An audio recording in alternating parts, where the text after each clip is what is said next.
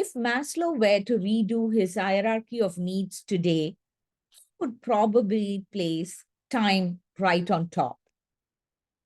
Our email inboxes are stuffed, and still we find it difficult to remove things or say no.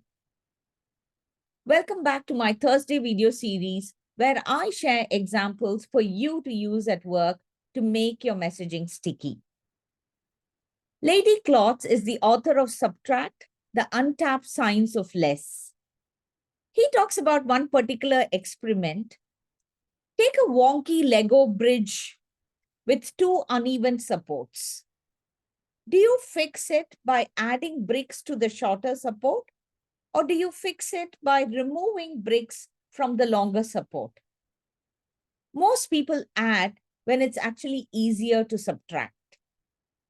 Klotz noticed this tendency while playing with his son, but went on to collaborate with other researchers to test the Lego hypothesis in a more formal experiment. Their research revealed example after example of what Klotz calls the subtraction neglect. Now, subtraction neglect is not something that is specific to Lego bricks. It also carries forward in organizations. We all have an addition bias. In fact, organizations incentivize additions, launching new initiatives, implementing new technologies, expanding product portfolios, and of course, double-hatting roles. What we might really need is some good riddance reviews. Robert Sutton and Huey Raw, both professors at Stanford University, worked on how leaders serve as trustees of other people's times and how they prevent and remove organizational obstacles that can undermine the zeal, damage the health, and throttle the creativity and productivity of good people. They looked at various examples. Let me share one. When Dr. Melinda Ashton was the Chief Quality Officer at Hawaii Public Health, which is the largest nonprofit healthcare system in the state, she was troubled because clinical staffers were devoting too much time to updating patients' electronic records rather than spending time on examining, treating, and comforting patients.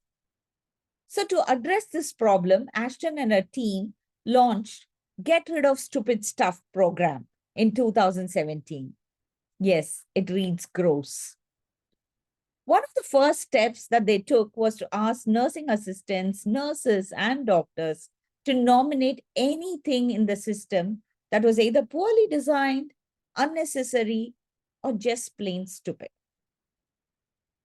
Hawaii Public Health employees identified 188 subtraction targets, and with that came 87 improvements. Subtracting all that stupid stuff really freed up a lot of their time. In response to one nomination, Ashton's team eliminated a mouse click that every nurse and nurse assistant was required to make for every patient during their hourly rounds. And that saved 24 seconds per click, which Ashton reports consumed approximately 1,700 hours, nursing hours per month at their 4 hospitals. That's slightly over 2 months of time. Venture capitalist Michael Deering says this beautifully by urging leaders to act as editors-in-chief for their organizations. So, instead of giving addition targets, how about giving leaders subtraction targets? What are you going to say no to?